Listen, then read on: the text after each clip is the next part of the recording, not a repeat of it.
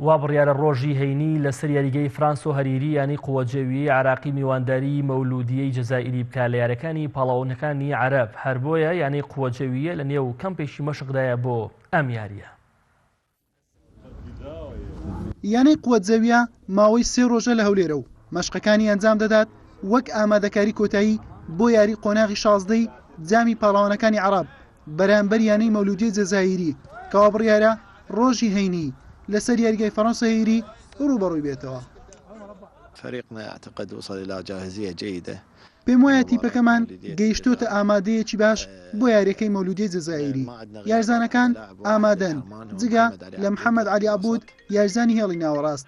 لەگەڵ ئەوەش گۆڕانکاری یاریگا لە بەغدا بۆ هەولێر قورسە ئەم ڕۆژانە بەتایبەت. بەڵام تیپەکەمان زۆر باش ئامادەیە، توانەکانیان بەرزە، زۆر یارزانەکان نایەبە، دەبێ ئەوەش بزانین هەر یاریە و بارودۆخی خۆی هەیە. کاتێک دەچینە نێو یاریگا نازانین چی ڕوودەدا. ئینشاءالله یاریەکە بۆ ئێمە دەبێت و لە تواناشماندایە. لكن تعرف لكل مباراة ظروفها الخاصة. ئەم یاریە بەهۆی خۆپشاندانەکان و ئاڵۆزیەکانی بارودۆخی باشوور و ناوەڕاستی عێراق گواسترایەوە یاریگای هەولێر. بەشێک لە یاریزانەکان پێیان وایە کاریگەری لەسەریان دەبێت. هەندێکیان هەموو یاریگاکانی عێراق بە یاریگەی خۆیان دەزانن و هەست ناکەن کاریگەری لەسەریان هەبێت. يوم السبت دخلنا معسكر داخلي في مدينة أربيل الحبيبة. ڕۆژی شەممە هاتینەرێ ئەو کەمپە مەشقە لە شاری هەولێری خۆشەویست. هەمووان دەزانن یاری ڕۆژی هەینیمان لەگەڵ مەولودیە جەزائیریە. یاریەکی قورسە بێترس. سوپاس بخوا تیپەکەمان ئامادەیە. یارزانەکان ئامادەن و هیچ کێشەمان نییە. داواکارین خوای گەورە سەرکەوتومان بکات.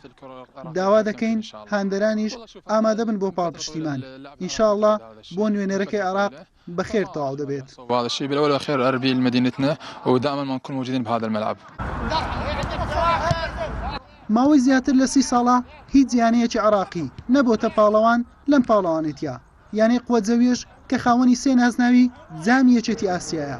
چاوی لەوەیە یەکەم نازناوی لەم پاڵەوانتێش بەدەست بهێنێت. حوسێن محەممەد کەناڵی پێم هەولێر.